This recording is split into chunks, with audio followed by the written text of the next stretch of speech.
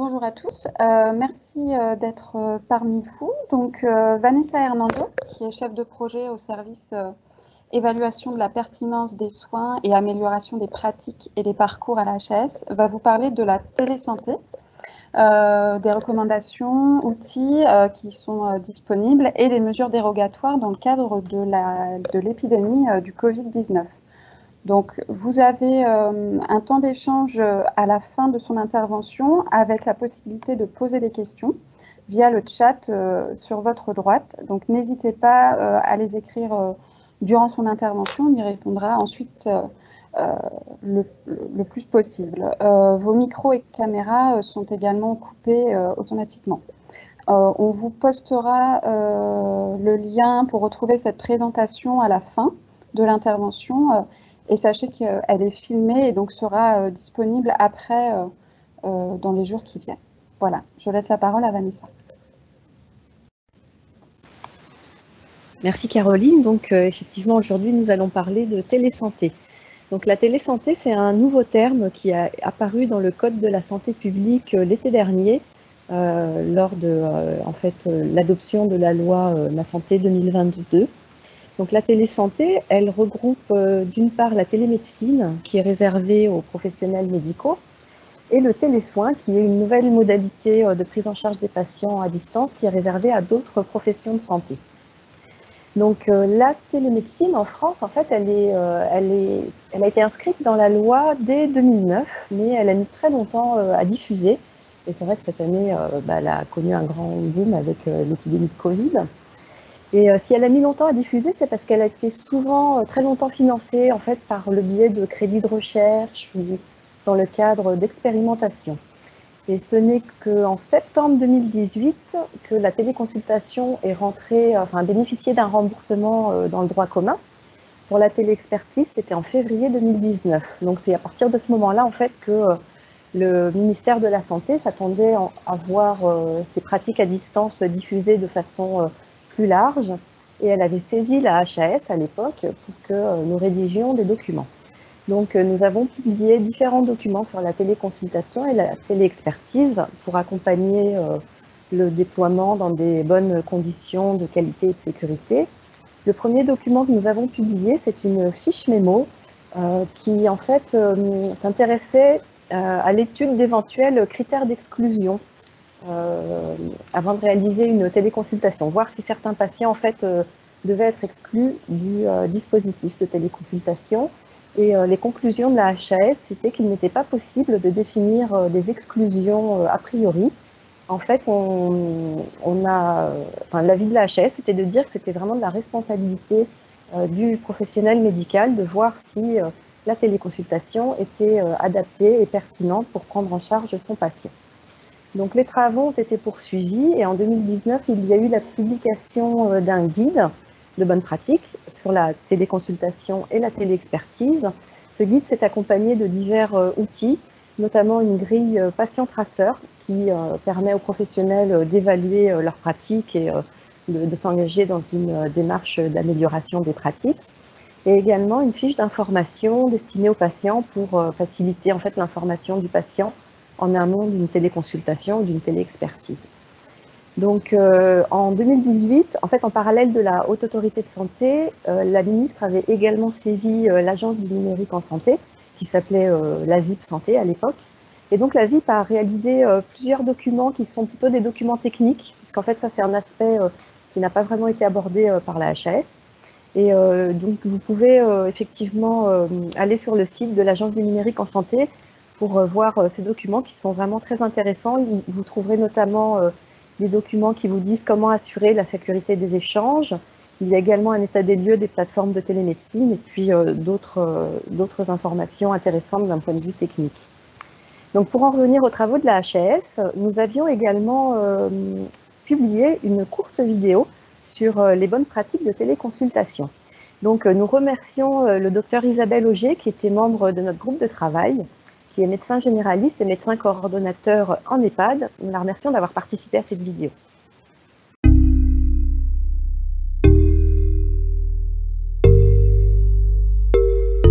L'acte de téléconsultation est désormais remboursé.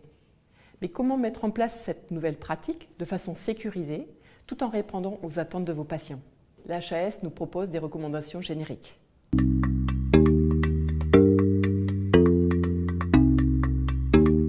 Il faut vérifier les critères d'éligibilité, la situation clinique du patient, même si a priori aucune situation n'est à exclure, la disponibilité des données médicales et la capacité du patient à communiquer à distance et à utiliser les outils informatiques.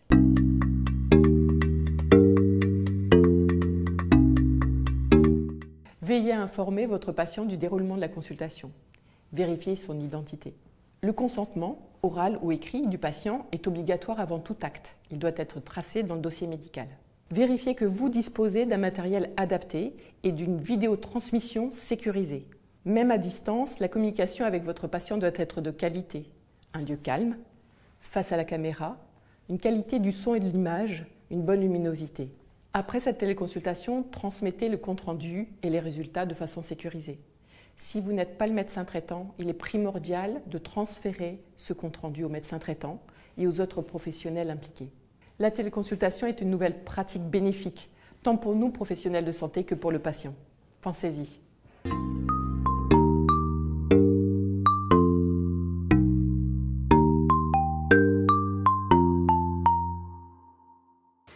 Donc, on en revient à l'essor de la télésanté, en fait, qui a été. Donc, je vous disais que la télémédecine avait été créée il y a à peu près 10 ans. Elle est rentrée dans le remboursement il y a 2 ans, et malgré cela, ça mettait longtemps quand même à diffuser.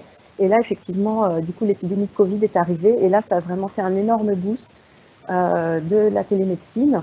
D'ailleurs, peut-être que certains d'entre vous, en fait, ont fait pour la première fois des téléconsultations ou des téléexpertises. Donc, si on reprend les chiffres qui ont été donnés par Nicolas Revel il y a quelques jours, on était à 40 000 téléconsultations en février dernier, et on est passé sur la première semaine d'avril à 1 million de téléconsultations. Donc vraiment, ça a été une croissance exponentielle. Et Nicolas Revel a également précisé que 85% des téléconsultations avaient été réalisées par un médecin qui connaissait déjà son patient. Donc en fait, c'est vrai qu'on voit qu'on est resté dans le parcours de soins coordonnés, et ça, c'est plutôt positif. Le patient est resté à consulter le médecin qu'il connaissait déjà. Donc les bénéfices en fait de la prise en charge à distance, du coup, ils étaient particulièrement important pendant l'épidémie, puisque on pouvait d'une part prendre en charge les patients qui étaient suspectés d'être atteints du Covid ou bien qui étaient vraiment diagnostiqués Covid. On pouvait donc les prendre en charge à distance.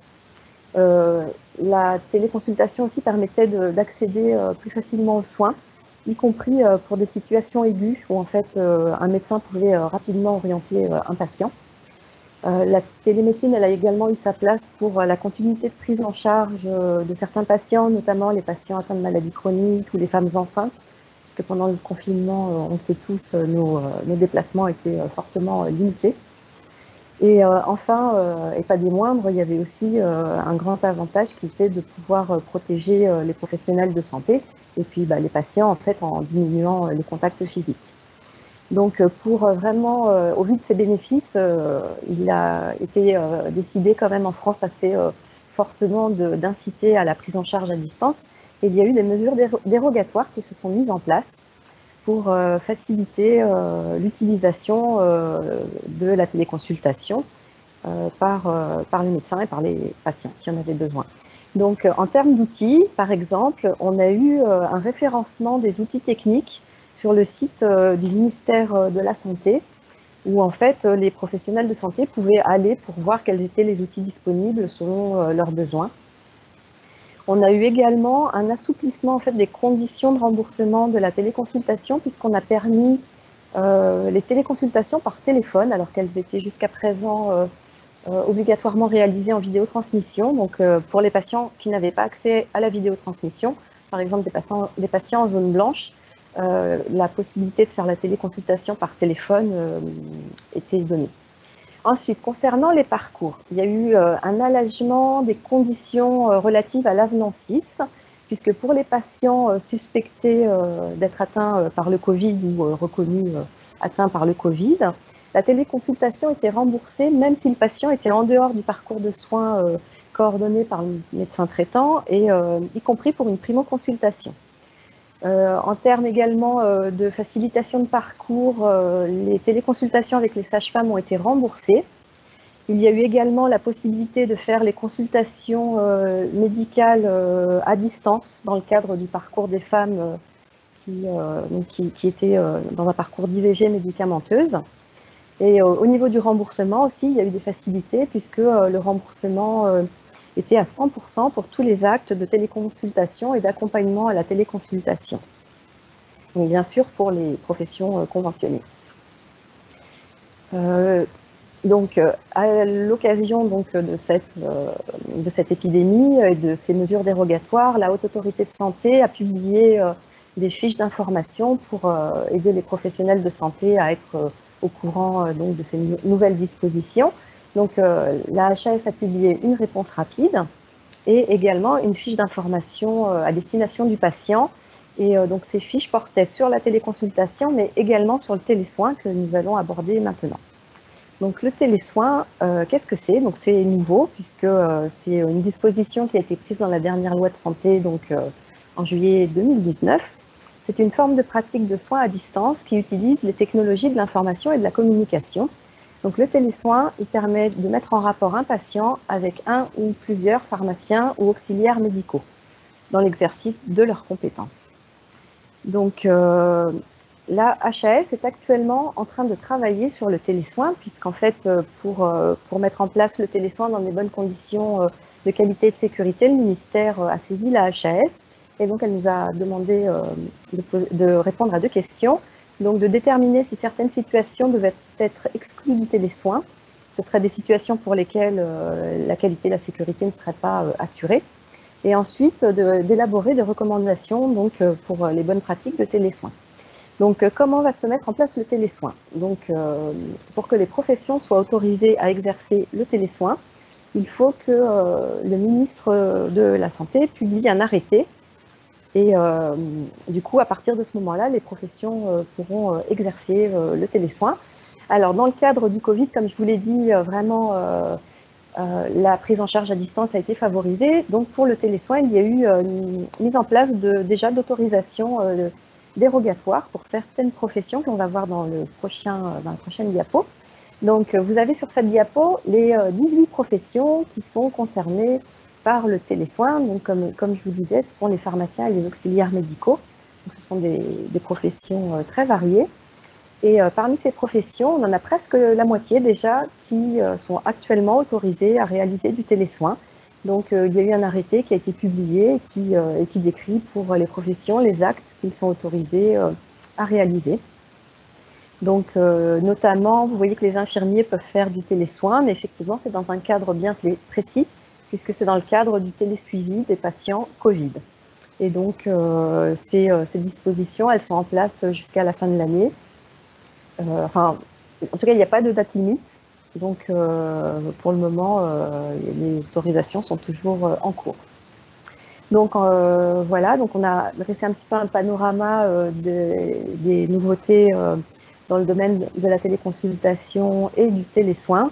Donc, c'est clair que l'épidémie de Covid, vraiment, ça a boosté vraiment l'utilisation de la prise en charge des patients à distance et donc l'utilisation des outils de communication.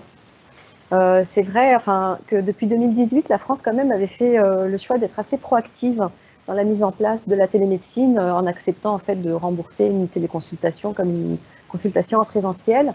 Et c'est vrai qu'on disposait quand même déjà de pas mal d'outils techniques et de documents de recommandations pour aider à la mise en place de ces techniques. Et en fait, on peut quand même s'en féliciter parce qu'effectivement, certains des autres pays européens n'étaient pas aussi avancés dans la télémédecine.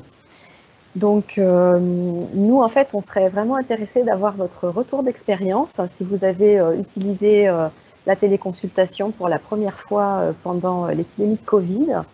Par exemple, est-ce que vous pensez continuer à utiliser la téléconsultation?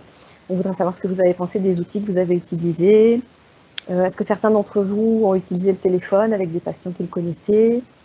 Donc voilà, on a pas mal de questions, donc surtout n'hésitez pas à nous faire part de vos retours et du coup, nous vous remercions pour votre attention.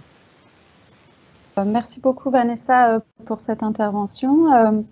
On va pouvoir passer aux échanges, donc n'hésitez pas à poser vos questions dans le chat. D'ores et déjà, Vanessa, je peux peut-être te demander quel est un peu quel rôle peut jouer en fait le médecin de proximité, donc notamment le médecin généraliste, pour sensibiliser son patient à l'utilité de la téléconsultation. Je pense par exemple à une personne âgée qui ne connaît pas cet acte et qui peut être peut-être facilement impressionnable. Donc c'est vrai que la téléconsultation, elle est vraiment ouverte à tous les patients et à tous les médecins. Donc c'est le professionnel de santé qui va voir déjà si le patient est éligible à une téléconsultation. Et bien sûr, il faut le consentement du patient. Donc effectivement, c'est au professionnel, à partir du moment où il estime que le patient est éligible, c'est au professionnel en fait de bien expliquer au patient comment ça va se passer pour obtenir l'accord du patient. C'est vraiment sur la base d'une décision partagée. Et effectivement, avec certains patients à risque pendant cette époque épidémique, on peut penser que les médecins généralistes vont peut-être plus aisément proposer ce mode de consultation à leurs patients, sachant que de toute façon, ce qui avait été recommandé par la HAS, c'était toujours d'avoir une alternance entre consultation en présentiel et à distance. Donc la plupart du temps, en plus, les médecins connaissent leurs patients, donc il faut effectivement rassurer les patients. Et puis il y a aussi la possibilité pour le patient d'être accompagné. Donc on peut téléconsulter avec un professionnel de santé à ses côtés. Donc par exemple, il y a des infirmiers qui peuvent se déplacer et apporter un petit peu la technique chez le patient et aider le patient pendant la téléconsultation. Et effectivement, pour des patients qui nécessitent de rester chez eux, d'être protégés, c'est vraiment un mode de prise en charge qui peut être adapté. En termes de sécurité du secret médical partagé, y a-t-il une documentation et une législation claire sur le sujet? La télémédecine, elle répond exactement aux mêmes exigences que la médecine en présentiel. Donc, il est évident que le respect du secret médical s'applique. Et en fait, si on pense peut-être plus aux outils techniques qui sont utilisés pour la télémédecine, les outils techniques ils doivent répondre à un certain nombre d'exigences. Donc déjà, il faut être conforme avec le règlement général de protection des données qui s'applique dans toute l'Europe. Il y a des exigences de la CNIL également. Il faut, quand un site va héberger des données, il faut avoir le statut d'hébergeur de données de santé agréé. En France, on a également la politique générale de sécurité des systèmes d'information. Donc, en fait, tous les outils qui se développent pour faire de la télémédecine doivent répondre à ces exigences.